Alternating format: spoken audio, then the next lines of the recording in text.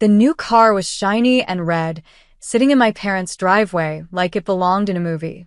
I held the steering wheel tightly, my knuckles turning white, while Lauren spun around the car, squealing like she'd just hit the jackpot. Maybe she had, with my money.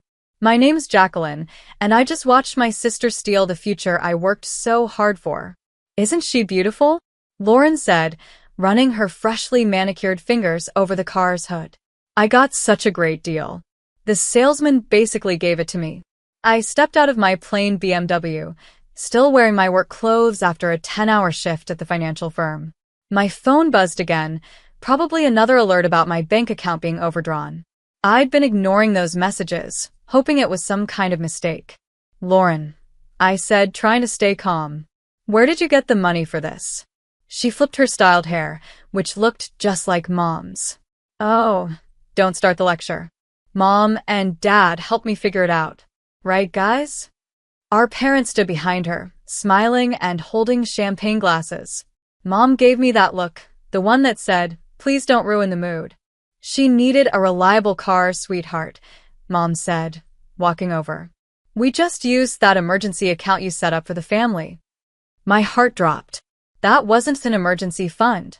That was my house down payment. $50,000. Everything I had saved. Don't be so dramatic, Lauren said, rolling her eyes. You're good with money. You'll save it again. And you always say family comes first. Family comes first, I said, pulling out my phone and showing her my bank balance. You left me with $150. And you didn't even ask me. Dad cleared his throat. Now, Jacqueline, your sister has job interviews coming up. She needs to make a good impression. I laughed bitterly. What interviews? The ones after the 3 jobs she quit this year? Or the degree she never finished?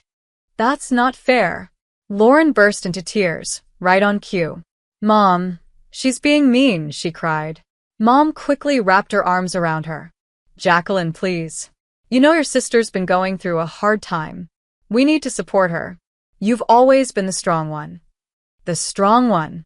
The responsible one. The one who paid the bills, kept the secrets, fixed everything. I had been doing that for years.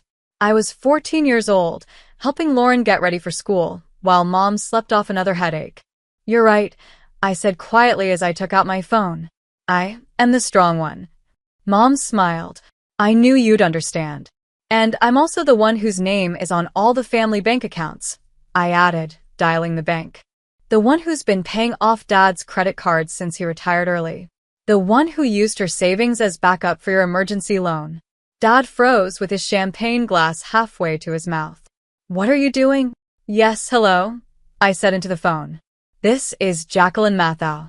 I'd like to close account number 556148 right away. Yes, I understand it will affect other accounts. That's what I want. Jacqueline, stop. Mom tried to grab my phone, but I stepped back. You can't do this, she said. Actually, I can. It's my money. I looked straight at Lauren. Enjoy the car, sis. I hope it was worth it. You're just jealous, she yelled as I walked to my car. Jealous that Mom and Dad love me more. That I'm living my best life while you're stuck being boring. I stopped, my hand on the car door. You know what's funny about karma, Lauren? It doesn't always wait. Sometimes it shows up right away when someone deserves it. What does that mean? She snapped. I smiled as I got into my car. You'll see in about 96 hours, give or take, when those credit cards stop working. In my rearview mirror, I saw Dad frantically making calls while Mom hugged Lauren, who was crying. They looked just like the perfect family photo on their wall. Mom and Dad on either side of their favorite daughter. The photo I paid for last Christmas. Just like I paid for everything else. Not anymore. I pulled over a couple blocks away, hands still shaking, and called someone else. Scott, it's me. Remember when you told me to stop helping them? Well, I finally did something big. He picked up right away. About time. Want to grab a drink and tell me everything? I looked back at my parents' house. Lauren's shiny new car still sat in the driveway, glowing in the sunset. Yes, I said. And bring your laptop. We're going to need it. As I drove away, the sun dipped behind me. I was done being their backup plan. Let Lauren enjoy her little kingdom made of credit. It was about to fall. They say revenge is best served cold. But I was just getting started. For days, Scott said, sliding his laptop across the bar. That's how long the system takes to close the accounts and start the chain reaction. I stared into my gin and tonic, the ice clinking gently. I slowly moved the drink in my hand. They've called 25 times since yesterday, I said. I stopped counting the texts. Let me see, Scott said, scrolling through my phone. He read some messages out loud. Jacqueline, please call us right away. It's an emergency. Your sister is crying herself sick. We raised you better than this. Oh, that's rich, Scott muttered. Did they really raise me better? I said, taking another sip. You know what I remember from growing up? Making Lauren's lunch while Mom was lying down. Helping Dad with the checkbook when I was 14 because he couldn't figure out why the account was always empty. Being told I couldn't go to the college I wanted because Lauren needed braces. And now, Scott said, typing quickly on his laptop, they took your house down payment. His fingers flew across the keyboard. Look at this. They've been taking money from your linked accounts for years. Small amounts, $30 here, $60 there. But it adds up. Even with the dim bar lights, I could see the long list of transactions growing on a screen. They thought I wouldn't notice, I said, because I never did before. My phone buzzed again. Mom's name popped up on the screen. You should answer it, Scott said. They need to know this isn't a game anymore. I took a deep breath and picked up the call. Hello? Jacqueline. Mom's voice was shaking. The bank called. They're saying something about credit lines being canceled and accounts frozen. What did you do? Exactly what I told you I'd do, I said. I closed my accounts. But your father's credit cards aren't working.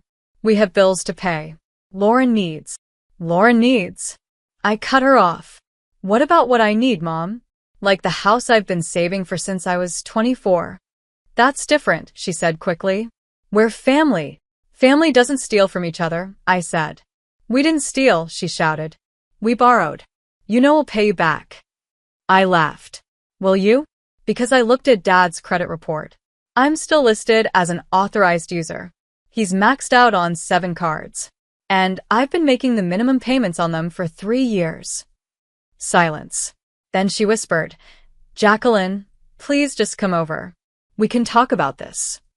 Sure, I said, finishing my drink. I'll be there in 20 minutes. Scott raised an eyebrow. You're really going? They need to see my face, I said, grabbing my purse. When their world finally falls apart. You coming? 20 minutes later, I walked into my parents' living room. Lauren was on the couch, her mascara running down her face. Dad was pacing near the window, phone to his ear. The bank won't move, he said as he hung up. They're calling in all the credit lines by Sunday. Something about unlinked collateral? That would be my savings account, I said, sitting down and crossing my legs. The one Lauren emptied for her shiny new car. This isn't funny, Lauren shouted. They're saying I could lose the car. Do you know how embarrassing that would be? Almost as embarrassing, I replied, as having to tell my real estate agent I lost the down payment for my future home. I kept my voice calm. Or maybe it's just as embarrassing as realizing my family has been using me like their own ATM for years. We never wanted to hurt you, Mom said, crying. It's just things have been tight since your father retired at 56 with no savings. After I told him it was a terrible idea, I added. Dad's face turned red. Now listen here, young lady. No, you listen, I said, standing up. For years, I've cleaned up your messes, paid your bills, and kept your secrets. And how do you thank me? By helping Lauren steal the one thing I've been saving for, my house. But you're so good with money, Lauren cried. You can save it again. You're right. I am good with money, I said, walking toward the door. That's why I'm cutting you all off. For good. You can't do this to us. Mom yelled, grabbing my arm. I gently moved her hand away. Parents are supposed to protect their children, not use them like a money backup. And they definitely don't steal their dreams just to fund another child's bad choices. Jacqueline, please, Dad said, his voice shaking. Check your mail tomorrow, I said as I opened the door. The bank is sending official letters about your defaulted accounts. Oh, and Lauren might want to keep that car in the garage. Repo men work at night. I closed the door behind me with a soft click. Outside, Scott was waiting in his car, the engine running. You okay? He asked as I buckled in. I looked up and saw my mom in the window, already on the phone, probably calling her sister to ask for money. No, I answered honestly. But I will be. For the first time in my life, I will be. They're outside again, Scott said, looking out my apartment window. Your mom's crying in the car. Lauren's pressing every buzzer in the building. I didn't look up from my laptop. It's been 4 days. Even the neighbors are starting to complain. My phone lit up with another text from Lauren. You're destroying this family. Actually, a new voice said from the kitchen, they're doing a great job of that all by themselves. It was Helen, my best friend and realtor. She walked over holding 4 cups of coffee. The repo guys picked up Lauren's car this morning, she said with a grin. I might have recorded it. Show me, I said, reaching for her phone. The video played. Lauren was screaming while 3 quiet men hooked her red sports car to a tow truck. Mom tried to block the truck with her body. Dad waved papers at them, looking desperate. Those papers, I said, watching closely. Would you like me to continue rewriting the rest of the scene too? I pointed at the papers. Those are probably the loan documents they signed using my name without permission. I found out yesterday it's identity theft. Helen let out a long whistle. That's not just karma anymore. That's a crime. The buzzer rang again. Lauren's voice came through the intercom. I know you're in there. You can't ignore us forever. Watch me, I muttered. But Helen was already walking to the intercom. Listen up, you spoiled brat, she snapped into the speaker. Your sister isn't coming to save you anymore. Try getting a job instead of calling a lawyer. You'll need both. Scott nearly choked on his coffee. Wow, Helen. Harsh, but true. She turned back to me. By the way, did you file those identity theft charges? I'm doing it tomorrow morning, I said, pulling up the files on my laptop. I had the documents ready, proof they used my name to get loans I never approved. The buzzer started again, this time nonstop. Now Mom's voice joined Lauren's, both of them talking over each other, begging. That's it, Helen said, grabbing her purse. I'm calling the police. This is harassment. Wait, I said, standing up. I'll handle it. I took the elevator down, heart pounding but step steady. When I reached the lobby, I saw Lauren's tear-streaked face pressed against the glass, with Mom behind her. Lauren rushed inside as soon as I opened the door. Do you even know what you've done? She cried. The bank froze everything. Dad might get charged with fraud. That's what happens when you forge loan documents, I said calmly. We didn't forge anything, Mom said quickly. We just used your name as a guarantor. You always helped us before. Always helped. I felt something snap inside me. You mean like when I was 14, waking up at 4 a.m. to tutor Lauren because you couldn't? Or when I worked 2 jobs in college while Lauren dropped out of 3 schools, using my money? That's not fair. Lauren stepped closer. You're just jealous. Jealous of what? I cut her off. That Mom and Dad love you more? They can keep their love. I'm done paying for it. Please, Mom said, grabbing my hand. We can fix this. Just tell the bank it was all a mistake. I pulled my hand away. Like when I was 11 and you took my birthday money from Grandma to pay for Lauren's dance lessons. Or last Christmas, when Dad borrowed my credit card so she could go on her spring break trip. That was different, Mom tried to explain. No, I said coldly. Those were practice runs. You've been testing my limits my whole life, seeing how much I'd give before I finally broke. Well, you did it. I'm done. Lauren's face fell. But you're my sister. You're supposed to protect me. I did protect you for 31 years, I said. I protected you from facing the real world. But not anymore. A police car pulled up outside. Helen stepped out of her car, right behind it. Miss, the officer said, walking toward me. We got a call about harassment, the police officer said. That's them, Helen pointed. They've been bothering my friend for days. Mom's face turned pale. Jacqueline, you wouldn't. I would, I said, stepping back into the building. And if you come here again, I'll add it to the identity theft charges I'm filing tomorrow. Identity theft. The officer's face turned serious.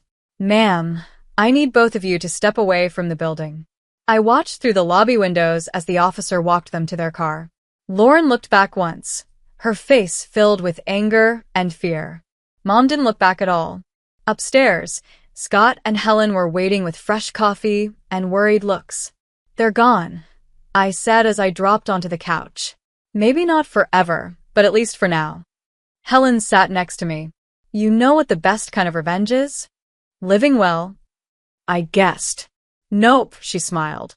Buying that dream house you were saving for. Only bigger and better. And guess what? I just found one that fits your budget, now that you're not supporting four people. For the first time in days, I smiled. Show me. You won't believe this, Scott said. His laptop gave off a soft blue light across the kitchen table. While I was checking those old joint accounts, I found something. It was past midnight. We'd been going through financial records for hours. Empty takeout boxes were scattered on the table, proof of our little investigation session. Look at this, Scott said as I leaned over his shoulder. See these transfers? Every month for the past 4 years, small amounts of money have been moving from your savings into an account I've never seen before. That's not possible, I said. I watched my accounts carefully. They did it through that old joint account you opened with your mom in college, the one you forgot about. They've been using it like a hidden tunnel. His fingers flew over the keyboard. My phone buzzed, another message from Lauren. Dad's having chest pains because of you. Hope you're happy. Don't answer her, Scott said, still focused on screen. Wait, look at this. He pulled up a web of money transfers. The lines stretched out across the screen like a spider's web, showing cash moving from my accounts through different places and always ending up in Lauren's pocket or paying off my parents' credit cards. $400,000, Scott whispered. That's how much they've taken over the years. My head spun. I grabbed the counter to keep from falling. That can't be, I said. The numbers don't lie, he said, showing me more files. And there's something else. Your name is on Lauren's car loan. You're listed as a co-signer. I never signed anything, I said. Then we've got them. This is real fraud, Scott said, grabbing his phone. A sudden knock at the door made us both jump. I peeked through the peephole. It was Helen again, holding a large envelope. You need to see this, she said as she rushed in. I was checking the property records for that house. We looked it up, and guess what showed up? Helen said, your parents listed you as a guarantor on their condo refinance last week. What? I grabbed the papers from her. My signature was on them, but it was clearly forged. They're getting desperate, Scott said. The banks are closing in, and they're using your name to stay above water. Just then my phone rang. It was my boss, Justin, calling at midnight. Jacqueline. His voice was serious. Sorry for the late call, but there's something you need to know. Your sister applied for a job here. She used you as a reference. But her application has some problems. What kind of problems? She says she has a finance degree and 4 years of experience. She also wrote that you could confirm it. I let out a dry, humorless laugh. She dropped out after 1 semester. That's what I thought, Justin said, papers shuffling in the background. Jacqueline, with your position here, if she's lying, we need to handle it carefully. I sat up straighter. Justin, there's something I need to tell you about my family. 20 minutes later, I hung up. Scott and Helen looked at me, waiting. Well, Helen asked. Justin's reporting her for lying on the application, I said, sinking into the chair. And he gave me tomorrow off to file the police reports. Good, Scott said, spinning his laptop around. Because there's more. Remember that private school Lauren went to for senior year? The one that said they waived her tuition? I nodded. They didn't. Your parents used your name as a guarantor again. You've been paying for it through automatic withdrawals for the last 7 years. Anger surged through me. So, that's why they told me to keep the joint account open. They said it was just for emergencies. Yeah, Helen said, shaking her head. The emergency was their lifestyle, and Lauren being completely useless. My phone buzzed again. A text from Mom. Your father is in the ER. His blood pressure is dangerously high. Please, Jacqueline. If you ever loved us. Don't answer, Helen said, grabbing my phone. They're trying to pull you back in again. I know, I said, pacing. But what if he really is sick?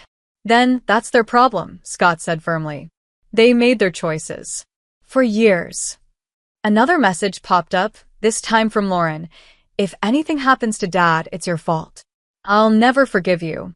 I took the phone from Helen and typed back quickly. If anything happens to Dad, it's because of the choices you all made, choices that now have real consequences. What are you going to do? Helen asked gently. I looked at the stack of documents on the table, proof of forged signatures, fake loans, and years of financial abuse. All laid out in black and white. I'm going to do what I should have done a long time ago, I said, picking up my phone. I'm calling the police. Then I'm calling every bank they've lied to using my name. They're your family, Scott said quietly. No, I replied. They were. But real family doesn't do this. I'm calling now, I said, dialing. They're not just family, they're criminals who happen to share my DNA. And it's time they learned that karma wears a badge. The lights at the police station were bright and made everything look cold and too white. Detective Victoria laid out the documents on her desk, flipping through each page with raised eyebrows. This is a lot, she said, looking at me. You're saying this has been happening for years? I didn't realize how long until yesterday, I said, handing her another folder. These are the loan papers with my forged signature. I never signed any of them. And your parents and sister did this? She asked. Yes, I replied. My voice didn't shake this time. They used my name to get loans, open credit cards, and even co-signed a car. The detective made notes, her expression serious. This is major fraud, she said. Once we move forward with these charges, there's no turning back. Are you sure you want to do this? My phone buzzed again, another message from Lauren. Dad's getting out of the hospital. No thanks to you. Mom's crying nonstop. How can you be so heartless? I showed the text to the detective. This is why I'm sure. They're still trying to guilt me. She nodded kindly. Sadly, I see this more often than you'd think. Family financial abuse is very real. Just then, the door opened. My boss, Justin, walked in holding a thick manila envelope. Sorry I'm late, he said, taking a seat. But I brought something important. He laid out more papers on the detective's desk. Lauren's fake job application was just the beginning. There were job forms, school records, and loan applications, all using my name as a reference or cosigner, with fake details. She's been applying to jobs all over the city, Justin explained. She's been saying you'd confirm her fake experience and education. Some companies are already launching investigations. Detective Victoria's pen started moving faster. These changes everything. We're now looking at multiple cases of fraud, identity theft, and financial abuse. My phone rang again. It was Mom. The detective nodded. Go ahead.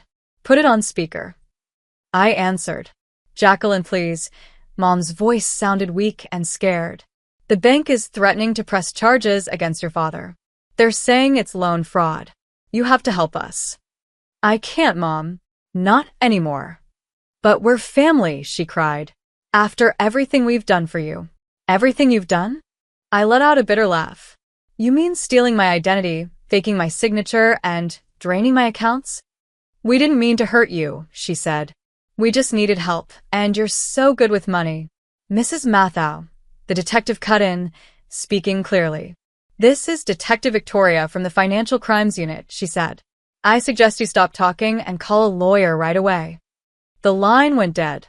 Well, that should give them something to think about, the detective said as she gathered the papers. We'll begin processing everything now.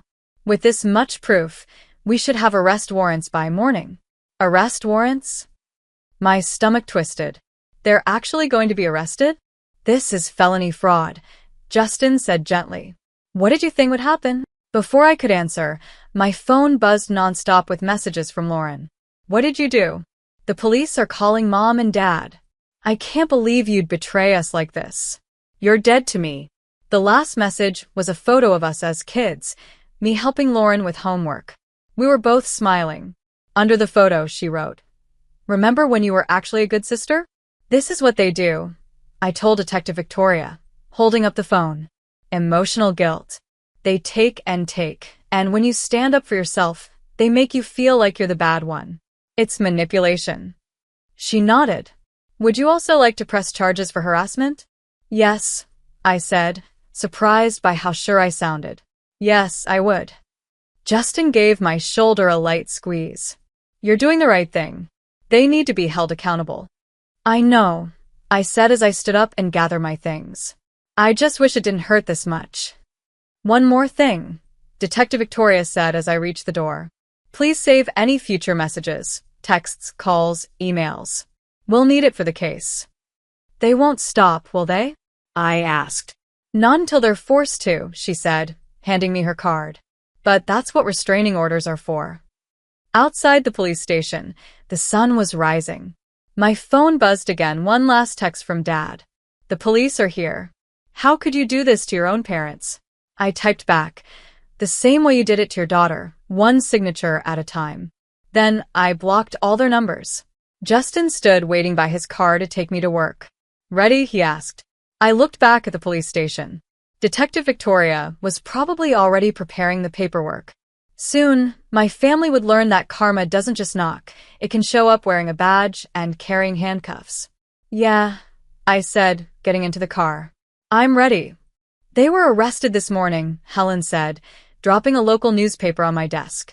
The headline read, Local family charged in identity theft case. I pushed the paper away. I don't want to see it. You need to, she insisted, flipping to the article. They're already trying to twist the story. Your mom gave an interview saying you're mentally unstable and misunderstood what it means to support family. Classic narcissist move, Scott said, walking into my office. When caught, they try to make the victim look crazy. My office phone lit up again. Another call from an unknown number. They've been trying to get around your blocks all week, Helen said. Watch this. I put the phone on speaker. Hello, Jacqueline? It was my Aunt Christina. How could you do this to your own parents? They're heartbroken. Lauren's reputation is ruined. Their reputation? I kept my voice calm. You mean the one where they stole hundreds of thousands of dollars from me? Where they faked my signature? Where they committed serious crimes? They're family, she said. Family helps each other. Really? I said, flipping through papers on my desk. Because I got proof right here that they used your name too. Want me to tell you how much debt they put under your identity? The lines suddenly went dead. Boom, Helen grinned. That shut her up. My email pinged. A message from Detective Victoria. Subject. Thought you should see this. Attached was a screenshot of Lauren's latest social media post. My sister destroyed our family because she's jealous of my success. Now she's trying to send our parents to jail. Please share our GoFundMe to help with legal costs. Oh, no, she didn't, Helen said, grabbing her phone. I'm reporting that fundraiser for fraud. Don't worry about it, Scott said while typing on his laptop. I already did. And I sent screenshots to the prosecutor. They're claiming they're broke in court while begging for money online. My desk phone rang again. It was Justin. Jacqueline, come to my office. There's something you need to see. When I got there, Justin had more papers spread across his desk. Your sister's been busy, he said. She tried to open credit cards at 7 different banks. She used your job title as proof, and when that didn't work, she used our company's name. She what? I said, shocked. It gets worse, he said, handing me a letter. She applied for a job at our biggest competitor. Said she was a junior analyst here and used you as her reference again.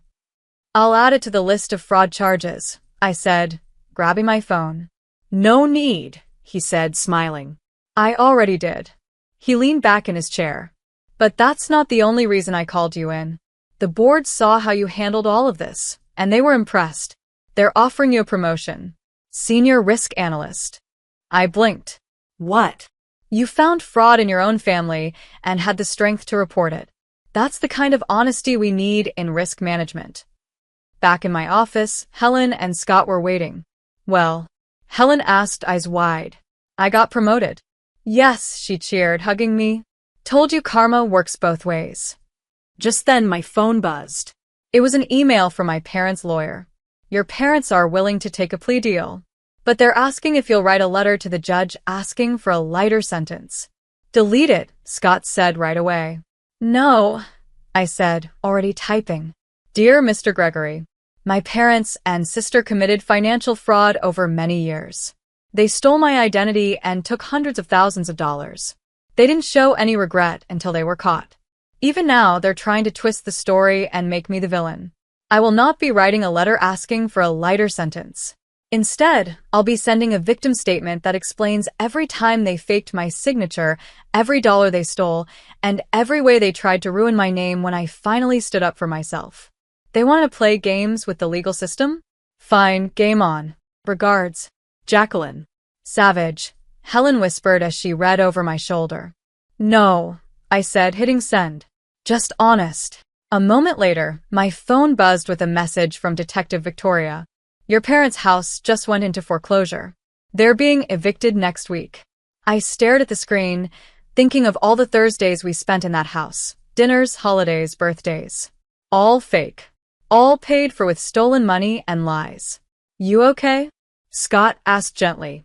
I will be, I said, looking out the office window. The city stretched out below me. Somewhere out there, my family was finally facing real consequences for the first time in their lives. You know what's funny? I said. They always called me the responsible one. The boring one. The one who had to help everyone else shine. And now, I'm the one with the promotion, the good credit, and a clear conscience. I turned back to my desk. They can keep their drama. I've got work to do. Speaking of work, Helen said, opening her tablet, there's a house that just went up for sale. It's perfect for a newly promoted senior risk analyst. I smiled. Show me. The courtroom felt smaller than I imagined. My parents sat at the defendant's table, looking tired and worn down in their formal clothes.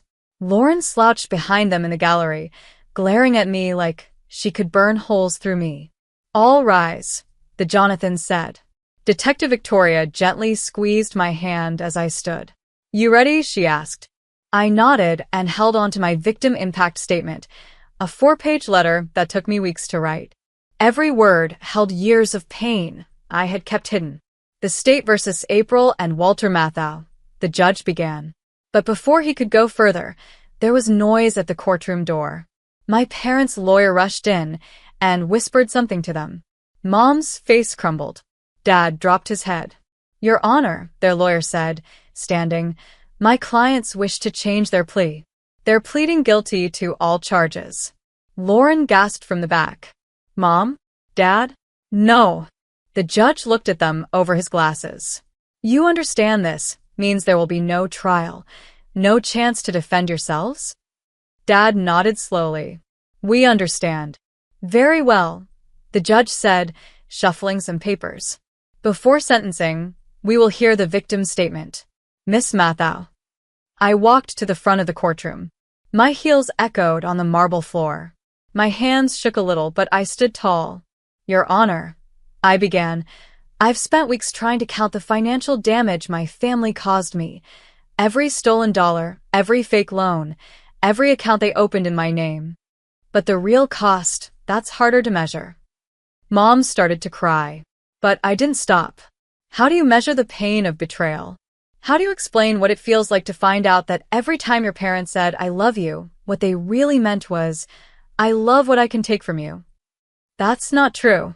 Lauren suddenly stood up. Miss, the judge said firmly, sit down or be removed. I turned to face my family. You always said family means giving up everything for each other. But that wasn't true. What you really taught me was that family means finding someone easy to take from, someone who won't fight back. Jacqueline, please, Mom said, reaching out. We can still fix this. No, Mom, I said. We can't. Because you're not sorry for what you did. You're just sorry you got caught. The judge cleared his throat. Given the guilty plea and how serious these crimes are, I'm ready to give the sentence.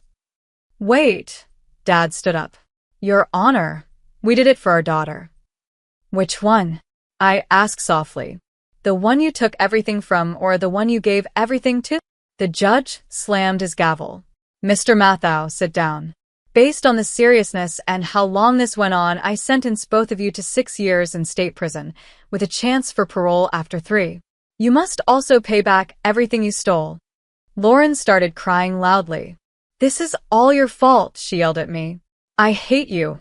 Miss Mathau, the judge said, looking at her. You have your own trial next week, for fraud and identity theft. Save your shouting for then. Outside the courtroom, reporters waited with cameras and microphones. Helen and Scott stood close to me like bodyguards. Miss Mathau, how does it feel sending your parents to prison? One reporter asked. I didn't send them anywhere, I said calmly. Their own choices did. Jacqueline, Mom called out as officers walked them past me. We did all of this for you kids. No, Mom, I said. You did it to us. That's not the same. Dad wouldn't even look at me. Lauren tried to rush at me, but their lawyer stopped her. You're dead to me, she shouted. Funny, I said. Because I've never felt more alive. Detective Victoria walked over with a small security team. Let's get you out of here, she said. Your sister's getting a little unstable. In the parking lot, Scott opened the car door for me. Want to grab a drink? He asked. Actually, I said, pulling out my phone and showing him an email. I have a house closing to go to. Helen's face lit up. The one we saw last week? That's the one, I smiled. Looks like karma has good timing. My parents lose their house the same day I buy mine. Jacqueline. Lauren's voice yelled from across the parking lot. She'd broken free from their lawyer. You can't do this. Where are Mom and Dad supposed to live when they get out? Not my problem, I called back. Try getting a job instead of asking for handouts. I heard Walmart's hiring. As we drove away, I looked in the rearview mirror. The officers were putting my parents into the prison van. Lauren stood alone on the courthouse steps, crying and yelling into her phone, her mascara running. You okay? Scott asked softly. I thought about the house waiting for me. The new job. The freedom. You know what? I said, smiling. For the first time in my life, I really am. He smiled. We've got a house closing to get to, ready to start your new life. I looked at the road ahead. It was wide and clear. More than ready, I said. Let's go home. Last box. Scott said, placing it in my new kitchen. Sunlight poured through the big windows, lighting up the granite counters I had fallen in love with during the tour. I still can't believe this is mine, I said, running my hand over the smooth surface. All mine. Better believe it. Helen cheered, walking in with a bottle of champagne. This calls for a celebration. First night in your new house. My phone buzzed with a news alert. Lauren's court sentence had just been announced. I clicked the link. Local woman gets 4 years for identity theft. Lauren Mathau, 25, was sentenced today for several counts of fraud. Don't, Helen said, gently taking my phone. This is your moment. No more family drama. Just then, the doorbell rang. It was Detective Victoria, holding a folder. Sorry to interrupt moving day, she said as she stepped inside. But I thought you'd want to see this. Your parents tried to file an appeal. I sighed.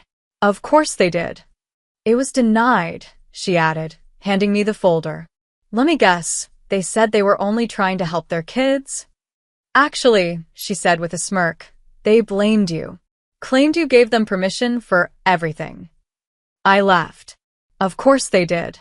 The judge didn't believe a word of it, she said. Speaking of people making excuses, Scott called from across the room. You might want to see this. He had my laptop open and showed me a social media post from one of my cousins. Family isn't family anymore. Jacqueline put her parents in jail, and now she's living large in a fancy house bought with blood money. Karma's coming for her. Blood money. I laughed. They mean the money I managed to save, the money they didn't steal? Want me to reply? Helen said, cracking her knuckles in front of the keyboard. No need, I said, opening a box. Let them enjoy their drama. I've got better things to do. Like planning your housewarming party, Helen said, pulling out a design magazine. This place is perfect for entertaining. The doorbell rang again. This time it was Justin holding a bottle of wine. Hope I'm not interrupting, he said. I brought a housewarming gift and some news. Good or bad? I asked. He grinned. Depends. How do you feel about speaking at next month's financial security conference? The board thinks your story could help people recognize financial abuse in families. I thought for a moment. There were so many people stuck in similar situations, feeling afraid, guilty, or trapped. I'll do it, I said. Someone has to show them there's a way out. Perfect, he said, handing me an envelope. Here's your new contract with the raise we talked about. My phone buzzed again. It was an unknown number, but I recognized the prison's area code. Jacqueline. Mom's voice came through, weak and shaky. Please don't hang up. I need you to know. I'm sorry, Mom said. Are you sorry for what you did, or sorry because you got caught? Silence. That's what I thought, I said, keeping my voice calm. Goodbye, Mom. Wait, your father and I will have nowhere to go when we get out. Lauren can't help us. You're right. She can't. Because you taught her that it's easier to take than to work for something. I looked around at my new kitchen, where my friends were unpacking boxes and opening wine. But you taught me something too, I added. You taught me exactly who not to be. Then I ended the call before she could say anything else. You okay? Scott asked softly. Better than okay, I said, pulling wine glasses from a box. I'm free. To freedom, Helen said, raising her glass. And to karma finally doing its job, she added with a smile.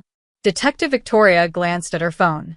Speaking of karma, Lauren's being moved to state prison tomorrow. Want me to keep you updated? No, I said firmly. I don't need to know what happens to them anymore. Their story isn't my story. Then, what is your story? Scott asked, helping unpack the dishes. I looked around my kitchen. Sunlight was shining on the walls, my walls. My friends were beside me. I had a career I was proud of, one that valued honesty, not lies. My story, I smiled. It's just beginning. And this time, I'm the one writing it. Well then, Helen said, lifting her glass again. To new beginnings.